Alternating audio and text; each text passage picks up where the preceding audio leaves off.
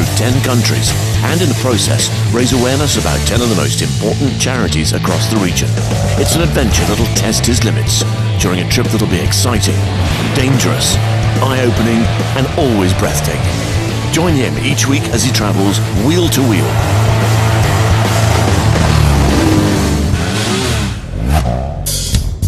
After an action-packed trek through Thailand, we join Morgan now as he enters Malaysia, the 7th country on the wheel-to-wheel charity expedition.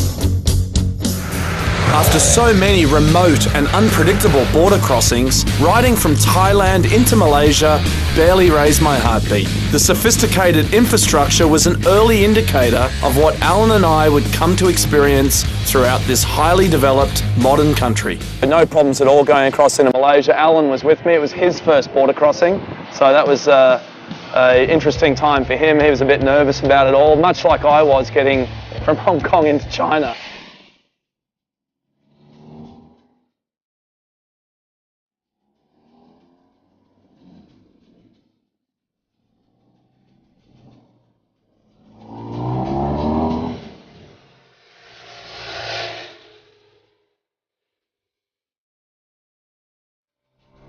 Riding the smooth roads, we carved our way through the forests to the lesser populated eastern states and experienced every imaginable climatic condition.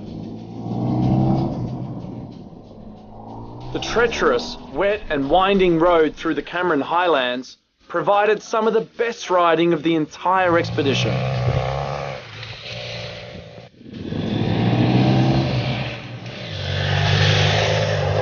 And wherever we could, we went off-road. Although Alan's bike wasn't exactly suited for it, we still had an awesome time exploring the mountain trails. After an epic 17-hour day adventuring, we powered along the main highway into Kuala Lumpur. KL is a buzzing urban metropolis, and we made the most of it.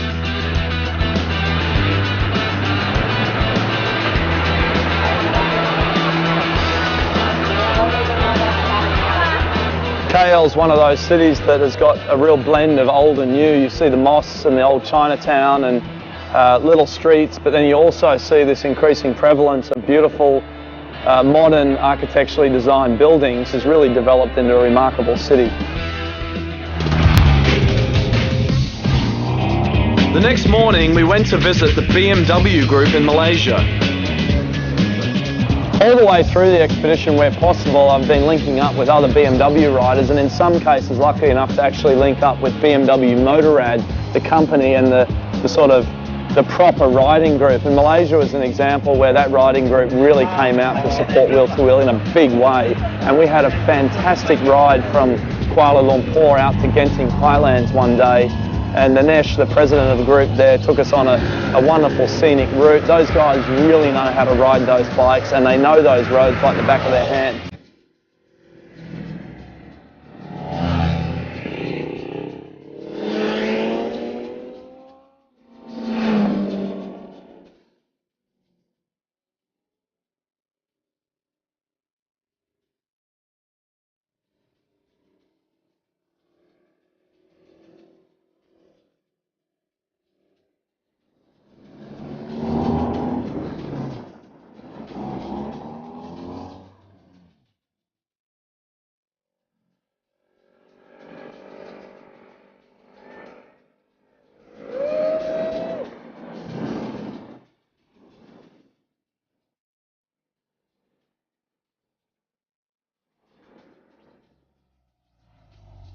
About an hour outside Kuala Lumpur, the highlands are thousands of feet above sea level, with a scenic view to match.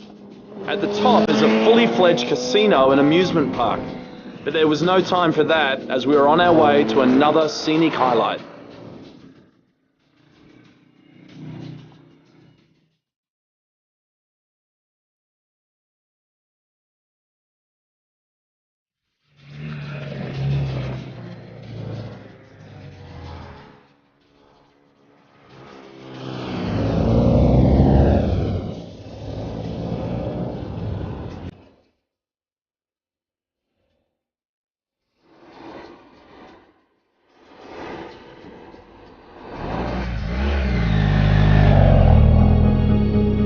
Our next destination was a place known as Batu Caves.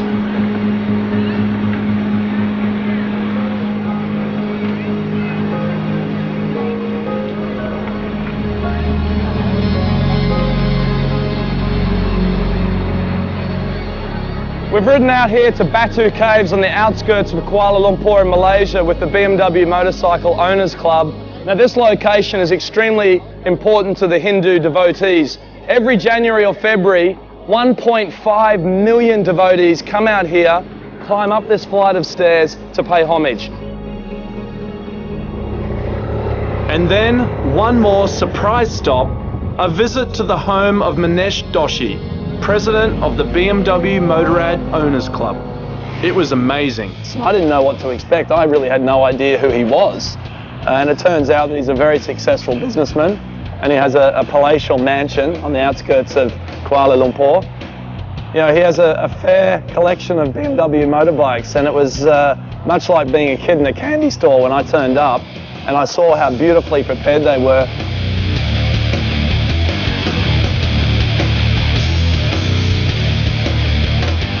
So how has this come to be?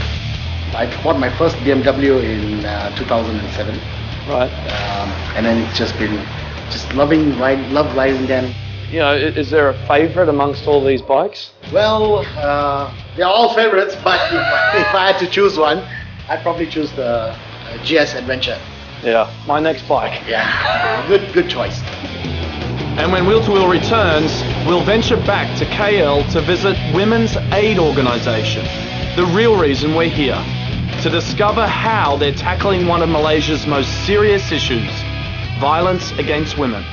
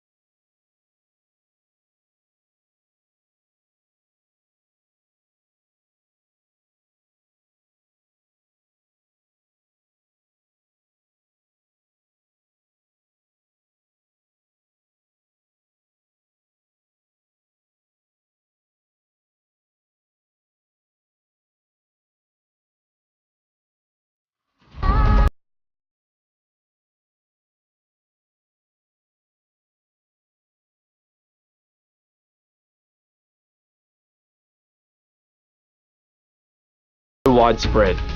Domestic violence is defined as physical, sexual, verbal, or economic abuse for the sake of power and control. Here in Malaysia, Wheel to Wheel wanted to create greater awareness of the issue, so we're working with the Women's Aid Organisation in Kuala Lumpur. For me personally, I have a cousin that was murdered in a domestic violence situation 4 years ago in October. So obviously that's an issue and a cause for me that resonates on quite a personal level. We were always determined to tackle the issue of women's rights and equality. Finding the Women's Aid Organisation really enabled us to capture the full depth of this complex matter. Despite Malaysia's economic prosperity, violence against women remains a prolific, yet hidden, national crisis.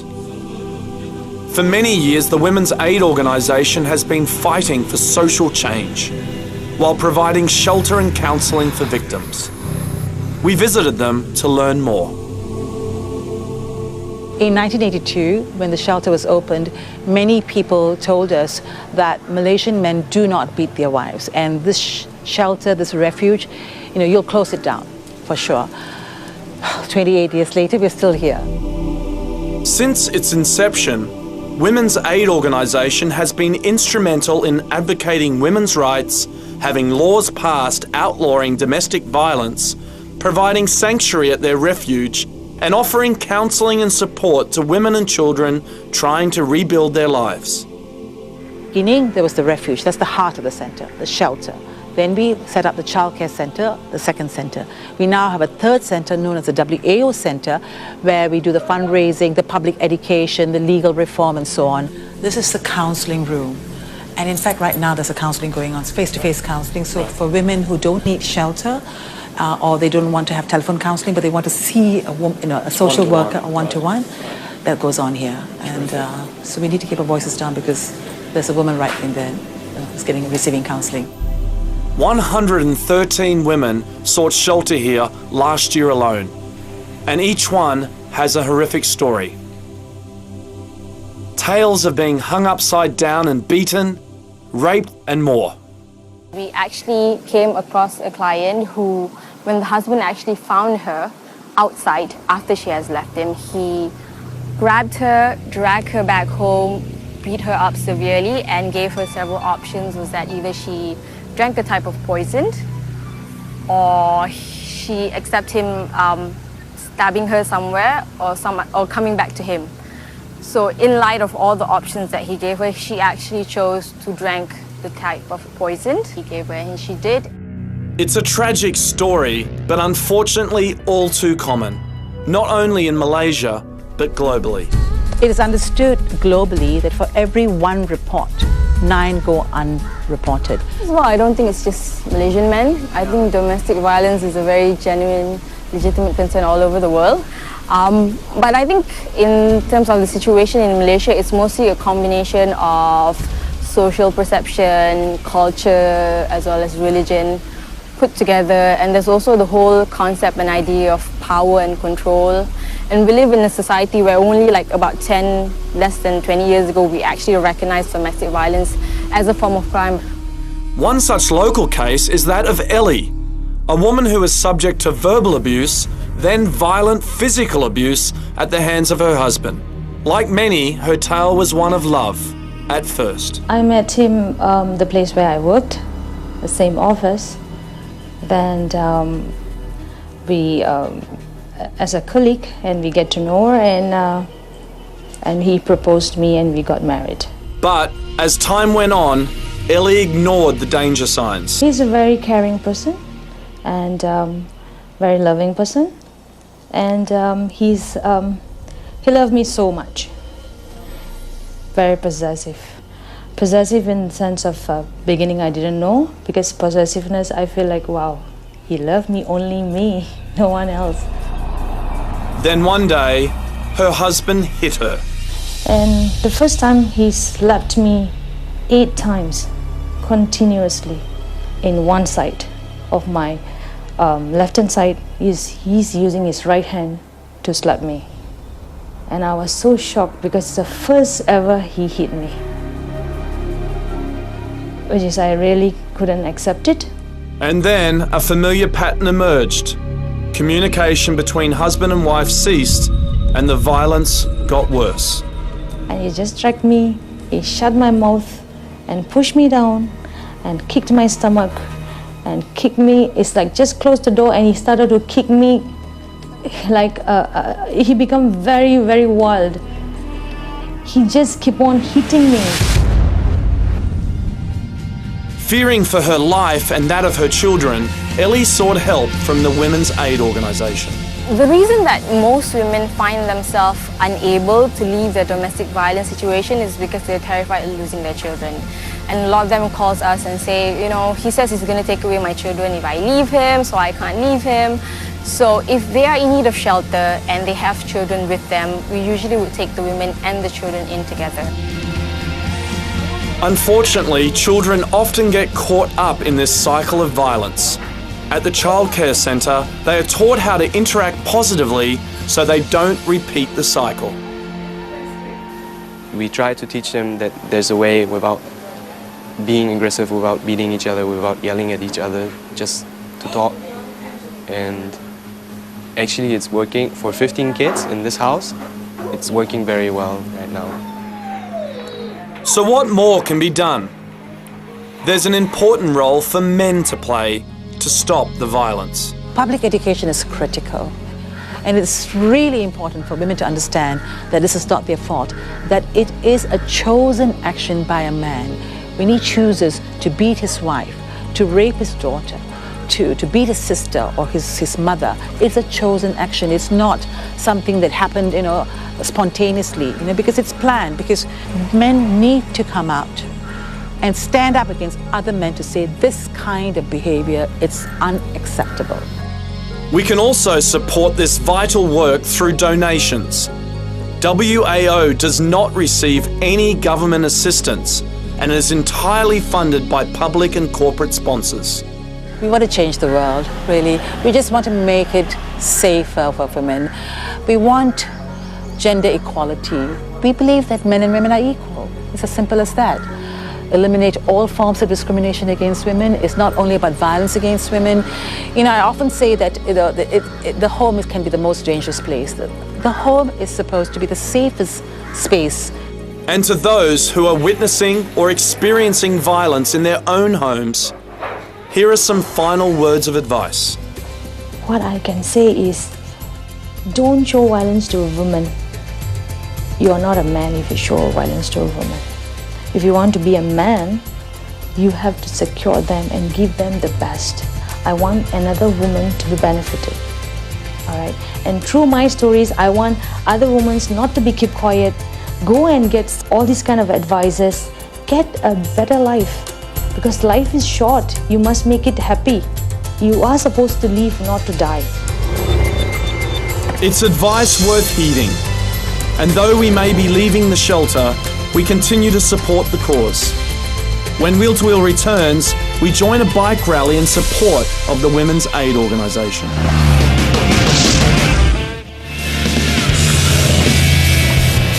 Up bright and early, our goal is to lead a bike rally for the Women's Aid Organisation throughout Kuala Lumpur. We were delighted to have an entourage of Harley-Davidson riders join us.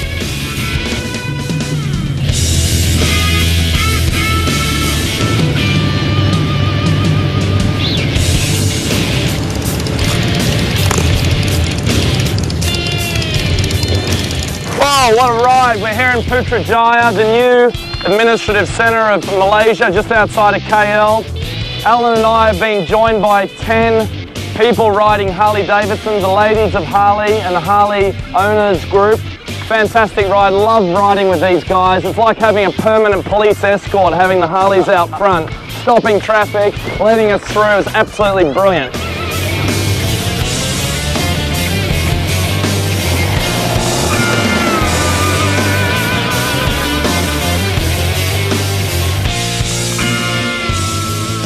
It's fitting today that we've come out to Putrajaya, the capital, the administrative capital of Malaysia, because a lot of the issues that Women's Aid Organisation are campaigning for will ultimately require changes here. Changes in government, in legislation, changes to the justice system. I think it ties in very nicely, and on top of that, it was a beautiful ride with some of our local friends. Coming out to Putrajaya was years ago. When I first moved up to Asia, I was invited there to have a look at what was being planned, and I remember clearly that my boss was telling me at the time, oh, this is never going to happen. It was just a huge field with nothing out there. Now, of course, going back 15 years later, and there's these huge buildings everywhere, and that vision that they had has become a reality. So it just goes to show what Malaysia can do. Imagine what more could be achieved by applying that vision and drive towards social change and ending violence against women. We concluded the ride with a reception for the assembled media, a final chance to get the message out. Welcome, Wheel to Wheel. The money that we are raising from this event will be used for a legal aid fund. Thank you, Ivy, and thank you to Women's Aid Organisation for firstly existing and continuing to bring awareness to these issues. It's no good to have beautiful buildings, beautiful roads and bridges if people don't have rights and justice and equality. I was a keen advocate for the work of Women's Aid Organisation and did all I could via newspaper interviews and via radio interviews. The Millennium Development Goals, as espoused by the United Nations, considers this one of the top 8 issues facing the planet today. So we were very happy to find an organisation as well run as the women's aid organisation and dealing with it so effectively here in Malaysia. Thank you very much for joining us. Thank you very much. It was time to say goodbye, and I had to start thinking about leaving Malaysia. It would be the first water crossing I would make during this expedition, and it was a day I'd been thinking about for over a year. I tell you, as comfortable as I had become with water crossings are a whole nother matter. They are tricky. And this one, the first one, was not only a water crossing, it was also a border crossing. So it was a double whammy. While one operator rejected me out of concerns for my safety, another decided to take me on. We rode to Port Dickson, but despite all the support, to say that I had trepidations about my ferry crossing was an understatement. Things just didn't go as planned. Loading that bike on was the crane that was supposed to lift the bike up and put it onto the ferry. It was there, but the operator wasn't. And no one could find this guy, and the boat needed to leave.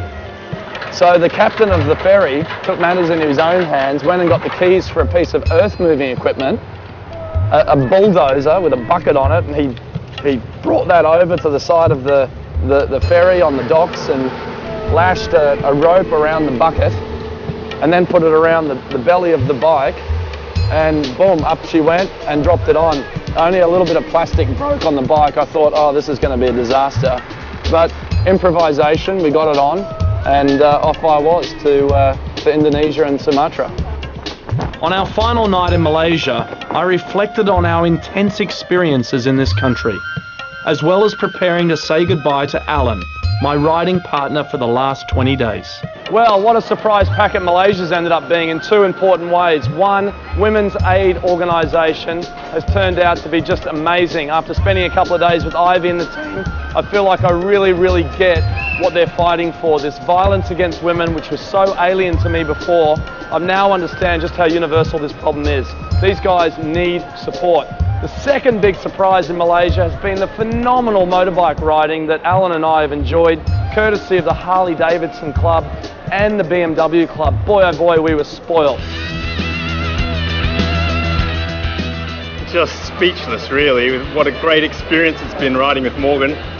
3 weeks and 5,000 kilometres on the road together. Morgan, you've still got another 50 days ahead of you. Yeah, mate. Awesome. Yeah, no, it has been awesome. Yeah, put it there. Yeah. And now it's time to get the bike and myself across to Sumatra, which is just basically due west of here, not far. On the longest part of his expedition, Morgan will be severely tested on Indonesia's dangerous roads. Perilous conditions, volcanoes, orangutans, and the devastation of Sumatra's rainforests are just a few of the ingredients in next week's episode of Wheel to Wheel.